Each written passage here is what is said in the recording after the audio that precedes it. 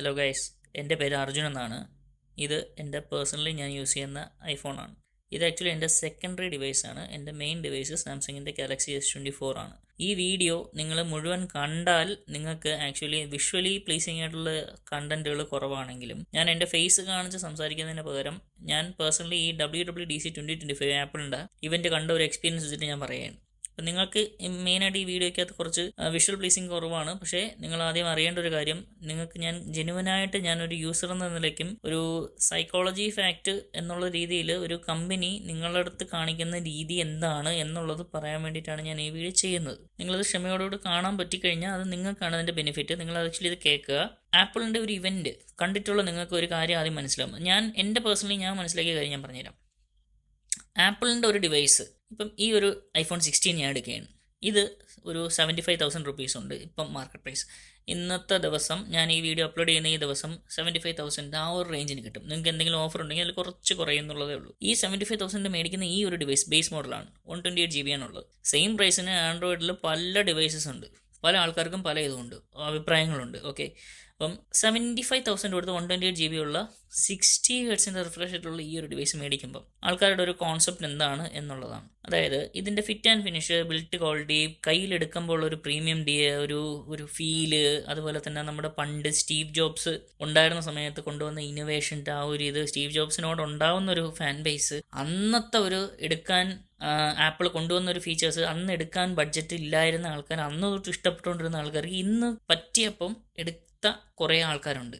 അന്ന് തൊട്ട് സംസാരിച്ച് ആപ്പിളിനെ പൊക്കി പറഞ്ഞുകൊണ്ടിരുന്ന ആൾക്കാർ പറയണത് കേട്ട് കേട്ട് കേട്ട് കേട്ട് അന്ന് മേടിക്കാൻ പറ്റാതെ ഇന്ന് മേടിക്കുന്ന കുറേ ആൾക്കാരുണ്ട്. ഇന്നിപ്പോൾ ജോലിക്ക് കയറിയപ്പോൾ മേടിച്ചു. അങ്ങനെ പല റീസൺസ് കാരണം ആപ്പിളിൻ്റെ ഡിവൈസസ് മേടിക്കുന്ന ആൾക്കാർ ഇഷ്ടം പോലെ ഉണ്ട്. ഞാൻ എൻ്റെ ലൈഫിൽ തന്നെ കണ്ടിട്ടുള്ള, ഇത്രയും വർഷമായിട്ട് ഞാൻ കണ്ടിട്ടുള്ളവരുണ്ട്. ഈവൻ എൻ്റെ കാര്യം എടുത്താൽ പോലും ആപ്പിളിൻ്റെ ഫസ്റ്റ് ഞാനൊരു ടച്ച് സ്ക്രീൻ എന്ന് പറഞ്ഞൊരു ഫോൺ ഞാൻ കാണുന്നത് ആപ്പിളിൻ്റെ ഫുൾ ടച്ച് സ്ക്രീൻ ആയിട്ട് കാണുന്നത്. അന്ന് കൊണ്ടുവന്ന ക്വാളിറ്റി, ഇന്നോവേഷൻ, അതൊക്കെ എനിക്ക് ഇഷ്ടപ്പെട്ടിരുന്നു. പക്ഷേ എനിക്കായിട്ടൊരു ഫോൺ എടുക്കാൻ നേരത്തെ ആപ്പിളിൻ്റെ ഡിവൈസ് എനിക്ക് എടുക്കാൻ തോന്നാതിരുന്നതിൻ്റെ റീസൺസും ഉണ്ട്. കാരണം സ്റ്റീവ് ജോബ്സ് കൊണ്ടുവന്ന ഇന്നോവേഷൻസ് എല്ലാം പിന്നീട് പോയി. സ്റ്റീവ് ജോബ്സ് മരിച്ചതോടുകൂടി ആ ഇന്നോവേഷൻസ് എല്ലാം പോയി. പക്ഷേ സ്റ്റീവ് ജോബ്സ് കൊണ്ടുവന്ന ഒരു ഫാക്ടർ ഉണ്ട്. എന്താണ്?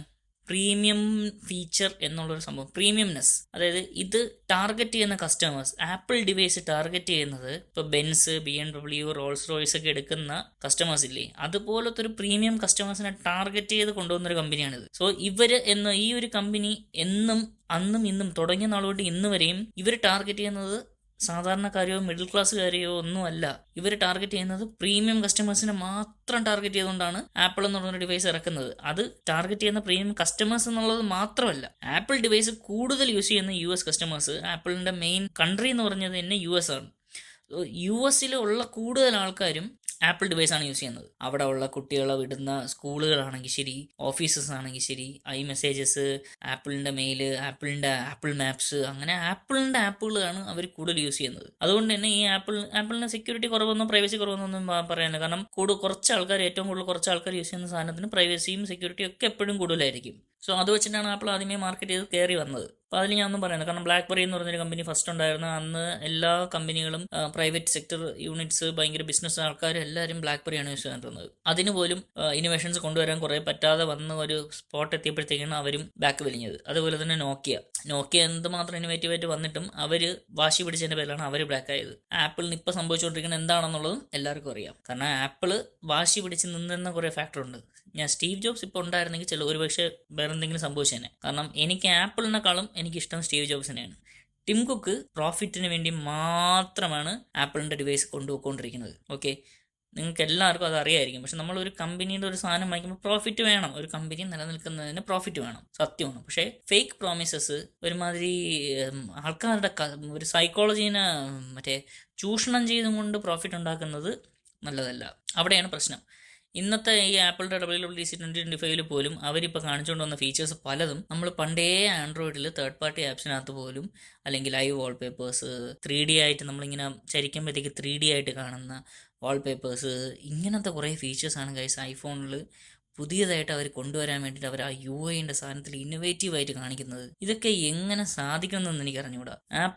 ആപ്പിളിൻ്റെ കസ്റ്റമേഴ്സിനെ കാണുന്ന രീതിയാണ് ഗൈസ് പൊട്ടക്കിണറ്റി കിടക്കുന്ന തവള.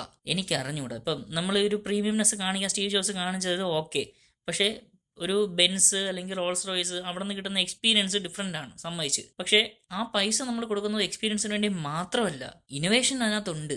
ഒരു BMW അല്ലെങ്കിൽ ഒരു ബെൻസ്, അതും മാരുതി അല്ലെങ്കിൽ ടയോട്ട, ഇതിൻ്റെയൊക്കെ തമ്മിലുള്ള ഒരു എഞ്ചിൻ ഡിഫറൻസ് ഭയങ്കര ഡിഫറൻസ് ആണ്. എഞ്ചിൻ മാത്രമല്ല, ഫിറ്റ് ആൻഡ് ഫിനിഷ്. പക്ഷേ ഈ സിമ്മട്രിയും ഈ ബിൽട്ട് കാര്യത്തിൽ ആപ്പിൾ കൊണ്ടുവന്നിട്ടുണ്ട്. ഒരു ഫിറ്റ് ആൻഡ് ഫിനിഷ് നോക്കിക്കഴിഞ്ഞു കഴിഞ്ഞാൽ ഇതിൽ ഒരു ഗ്യാപ്പില്ല. അപ്പോൾ ഈ ഒരു പ്രീമിയം സാധനം തരുമ്പം നമ്മൾ ആ ഒരു സാധനം മാത്രം നോക്കിയാൽ പറ്റും. സോഫ്റ്റ്വെയറിൻ്റെ എക്സ്പീരിയൻസ് കൊണ്ട് നോക്കണം. ഇന്നോവേഷൻസ് ഒന്നും കൊണ്ടുവന്നിട്ടില്ല. പണ്ട് കൊണ്ടുവന്നത് ആൻഡ്രോയിഡ്. ആ സാധനങ്ങളെല്ലാം കൊണ്ടുതന്ന് ആളെ പറ്റിക്കാൻ നോക്കിക്കൊണ്ടിരിക്കുന്ന ഒരു കമ്പനിയായി മാറിയിരിക്കുകയാണ് ഗൈസ് ആപ്പിൾ. പിന്നെ മുമ്പ് ഇറ്റ് ജസ്റ്റ് വർക്ക്സ് എന്ന് പറഞ്ഞൊരു സാധനം പറയാം. iOS 18 വന്നതോടുകൂടി എല്ലാവർക്കും അറിയാം. ഇപ്പം എനിക്ക് ലൈവായിട്ട് ഈ സാധനം മേടിച്ചിട്ട് എനിക്കറിയാം. 1-2 അപ്ഡേറ്റും ചെയ്തതിന് ശേഷം പോലും എനിക്ക് ഈ സാധനത്തിനകത്തുള്ള ബഗ്സ് ഫുള്ള് ഫിക്സ്ഡ് ആയിട്ടില്ല. ഇപ്പം ഞാൻ നേരത്തെ സംഭവിച്ച ഒരു സാധനം ഞാൻ ഇപ്പോൾ റിഫ്ലക്റ്റ് ചെയ്ത് നോക്കാം.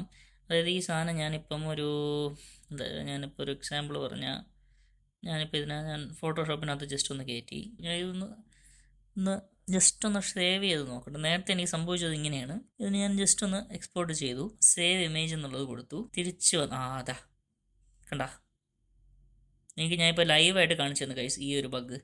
ഇതിനകത്ത് ഇപ്പം ഞാൻ ഒന്നും ഞാൻ ചെയ്തിട്ട് വർക്കാവുന്നില്ല. ഇതിന് വർക്കാവണമെങ്കിൽ ഞാൻ ഫോട്ടോസ് ആപ്പ് ക്ലോസ് ചെയ്തിട്ട് തിരിച്ച് വരണം. ഇതാണ് ഐഫോണിൽ ഇറ്റ് ജസ്റ്റ് വർക്ക്സ് എന്ന ആൾക്കാർ പറയുന്നത്. ഇതെങ്ങനെ പറയണമെന്ന് എനിക്കറിഞ്ഞൂടാ. എൻ്റെ സാംസങ്ങിൻ്റെ Galaxy S21 Exynos, S24 Exynos, ഇതിലൊന്നും ഇങ്ങനത്തെ ഒരു ഇഷ്യൂ എനിക്ക് വന്നിട്ടേ ഇല്ല, ഒരിക്കൽ പോലും വന്നിട്ടില്ല. ഈ ഒരു iOSനകത്ത് ആപ്പിളിൻ്റെ തന്നെ ആപ്പാണ്, ആപ്പിളിൻ്റെ തന്നെ ഫോട്ടോസ് ആപ്പാണ്. അതുപോലെ തന്നെ ഈ ഫോട്ടോഷോപ്പിൻ്റെ ആപ്പ്, ഇത് ആപ്പിളിന് മാത്രമേ ഇപ്പം നിലവിലുള്ളൂ. ലൈവായിട്ട് ഞാൻ ഈ സാധനം ഞാൻ കാണിച്ചു തന്നു. ഇത് റിപ്പീറ്റ് ചെയ്ത് വന്നുകൊണ്ടിരിക്കും. ഇതേപോലെ നമ്മൾ ഒരിടത്ത് ഷെയർ ചെയ്ത് കൊടുത്തിട്ട ആപ്പ്, സെയിം ആപ്പ് നമ്മൾ ഇതിനകത്ത് ഓപ്പൺ ചെയ്ത് വെച്ചേക്കുകയാണെന്നുണ്ടെങ്കിൽ ഫോട്ടോസ് ആപ്പ് വരുമ്പോൾ സ്റ്റക്ക് ആവും. iPhone 16 iOS 18.5 ആണ് കിടക്കുന്നത്. iOS 18 തൊട്ട് കുറേ ആൾക്കാർക്ക് ഇതുപോലെ റാൻഡം ബഗ്സ് ഇഷ്ടം പോലെ ഉണ്ട്, ഇതുവരെ ഫിക്സ് ആയിട്ടില്ല. എക്സിനോസ് ഉള്ള സാംസങ്ങിനെ കുറ്റം പറയുന്ന ആൾക്കാർ ഇപ്പോഴും ഉണ്ട്. IPhone just works. ഇപ്പം WWDC 2025 ഒരുപാട് ഇൻട്രൊഡ്യൂസ് ചെയ്തുകൊണ്ട് പല ഫീച്ചേഴ്സും വന്നു. ഇനി എന്തുമാത്രം ബഗ്സ് വരുമെന്ന് എനിക്ക് അറിഞ്ഞൂടാ. ഈ ബഗ് ഫിക്സ് ആയി കിട്ടിക്കഴിഞ്ഞാൽ, ഈ ബഗ് മാത്രമല്ല ഇതുപോലത്തെ ഒരുപാട് ബഗ്സ് ഉണ്ട്. ഒന്നും വർക്കാവുന്നില്ല. ഞാൻ ടച്ച് ചെയ്യുന്നുണ്ട്, ഞാൻ ചുമ്മാ കാണിക്കുന്നില്ല. ഇതിനകത്ത് ഈ സ്ക്രീനിൽ ഇതിപ്പോൾ വർക്കാവില്ല. ഞാൻ ഹോം മാത്രം അടിക്കുക, അത് വർക്കാവും. ഇനി അത് ക്ലോസ് ചെയ്തിട്ട് ഒന്നേന്ന് ഓപ്പൺ ചെയ്യണം, ഇപ്പോൾ അതേ വർക്കാവും. കണ്ടോ?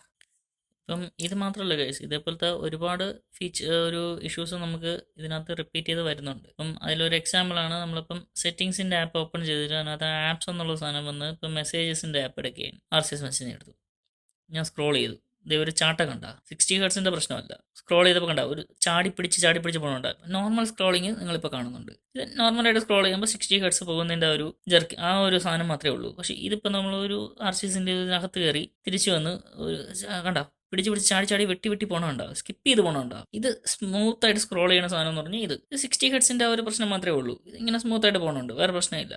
ഇങ്ങനെ റാൻഡമായിട്ട് UIക്കകത്തൊരു പിടുത്തവും ജെർക്കിങ്ങും ഒക്കെ വരുന്നുണ്ട്. ആപ്പിളിൽ ഇറ്റ് ജസ്റ്റ് വർക്ക്സ് എന്ന് പറഞ്ഞൊരു സാധനം ആൾക്കാർ പറയുമ്പം അവർ എന്തുകൊണ്ട് പറയുന്നു എന്ന് എനിക്കറിഞ്ഞൂടാ. പക്ഷേ അത് പൂർണ്ണമായിട്ട് എനിക്ക് അക്സെപ്റ്റ് ചെയ്യാൻ പറ്റുന്നില്ല ഗൈസ്. ഒരുപാട് ഇഷ്യൂസ് ഉള്ളൊരു, നോർമലി നമ്മൾ ആൻഡ്രോയിഡ് ഫോൺ ആണെങ്കിലും ഒരു ബഡ്ജറ്റിൽ എടുക്കുമ്പോഴത്തേക്ക് ആ സാധനത്തിൽ വരുന്നുണ്ട്. പക്ഷേ iOS 18 വന്നതിന് ശേഷം തൊട്ടിട്ട് അവർ എന്താണ് സംഭവിക്കുന്നത്?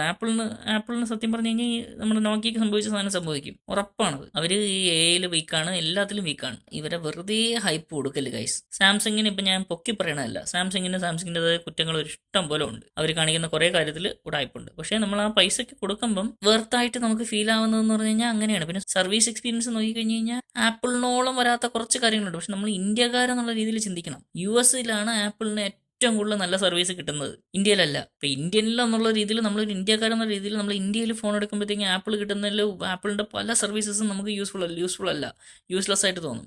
സാംസങ് ആണെങ്കിൽ സാംസങ്ങിൻ്റെ സർവീസ്, സാംസങ്ങിൻ്റെ ആപ്പുകളെല്ലാം നമുക്ക് ഇന്ത്യക്കാർക്ക് യൂസ് ആവുന്ന കുറേ ആപ്പുകൾ, കുറേ ഫീച്ചേഴ്സാണ് ഉള്ളത്. സാംസങ്ങിനെ ഞാൻ എടുത്ത് പറഞ്ഞില്ല, ബാക്കി പല സാധനങ്ങളും. ഇപ്പം നമ്മളിപ്പോൾ പിക്സലിൻ്റെ പിക്സൽ നല്ലൊരു ആൻഡ്രോയിഡ് ഫോണാണ്. പക്ഷേ സർവീസ് നമുക്ക് ഇന്ത്യയിൽ, നമ്മൾ കേരളത്തിൽ, പ്രത്യേകിച്ചും കേരളത്തിലൊക്കെ ഉള്ള ആൾക്കാർ എടുത്തു കഴിഞ്ഞ് കഴിഞ്ഞാൽ എക്സ്പീരിയൻസ് ഭയങ്കര മോശമാണ്. മലയാളികൾ എടുക്കുമ്പോൾ ഭയങ്കര മോശമാണ്. കാരണം നമ്മൾ ഇവിടുന്ന് കളക്ഷൻ പോയിന്റ് മാത്രമേ ഉള്ളൂ, ബാംഗ്ലൂരോട്ട് അയച്ചു കൊടുക്കുന്നു, അവിടെ നിന്നൊക്കെ എന്തെങ്കിലുമൊക്കെ ചെയ്തിട്ട് അവർ അയച്ചു തരുന്നു. അതിൻ്റെ സമയം, ഡിലേ, കാര്യങ്ങളൊക്കെ ഭയങ്കര വേഴ്സാണ്. ഇത് നമുക്കൊരു ഇഷ്യൂ വരുമ്പോഴുള്ള സാധനമാണ്. നമ്മളിപ്പോൾ എന്താ പറയുക, നമ്മളൊരു വണ്ടി എടുക്കുമ്പോഴാണെങ്കിലും ശരി, നമ്മൾ എന്തോ ഒരു സാധനം എടുത്തിരുന്നാലും ശരി, നമുക്ക് ആ സർവീസ് എക്സ്പീരിയൻസിലാണ് നമ്മൾ ഇരിക്കുന്നത്. ടാറ്റയുടെ കമ്പനിയിൽ ടാറ്റയുടെ കാറുകൾ എത്ര 5 സ്റ്റാർ റേറ്റിംഗ് എന്നിരുന്നാലും ആൾക്കാർ കുറ്റം പറയണത് എന്തുകൊണ്ടാണ്? അതിൻ്റെ സർവീസ് എക്സ്പീരിയൻസ്. സെയിം ആണ് ഗൈസ് ഫോണിൻ്റെ കാര്യത്തിലും. നമ്മൾ നിൽക്കുന്ന റീജിയനിൽ കിട്ടുന്ന സർവീസ് എക്സ്പീരിയൻസുകൾ നോക്കിയിട്ട് വേണം നമ്മൾ എടുക്കാൻ. ഒരു ഡിവൈസ് നമ്മൾ ചുമ്മാ എടുത്തിട്ട് കാര്യമില്ലല്ലോ. നിങ്ങൾ ഈ വീഡിയോ കണ്ടിട്ട് നിങ്ങൾക്ക് ഇഷ്ടപ്പെട്ടാൽ ലൈക്ക് ചെയ്യുക, നിങ്ങൾക്ക് ആവശ്യമുള്ള സാധനം എടുക്കുക. എനിക്കിനിപ്പോൾ ഇതിൽ കൂടുതലൊന്നും പറയാനില്ല ഗൈസ്. എനിക്ക് ജെന്യുവനായിട്ട് പറയാനുള്ള കാര്യം ഞാൻ പറഞ്ഞു. അപ്പം ഇത്രയും നേരം ക്ഷമയോടെ കണ്ടിട്ടുള്ള ആരെങ്കിലും ഉണ്ടെങ്കിൽ താങ്ക് യു ഫോർ വാച്ചിങ്. നിങ്ങൾക്ക് ഞാൻ ജെന്യുവനായിട്ടുള്ള എൻ്റെ കാര്യങ്ങൾ മാത്രം ഞാൻ സംസാരിക്കുന്നുള്ളൂ. കാണാൻ താല്പര്യമുണ്ടെങ്കിൽ കാണുക. Okay, good bye.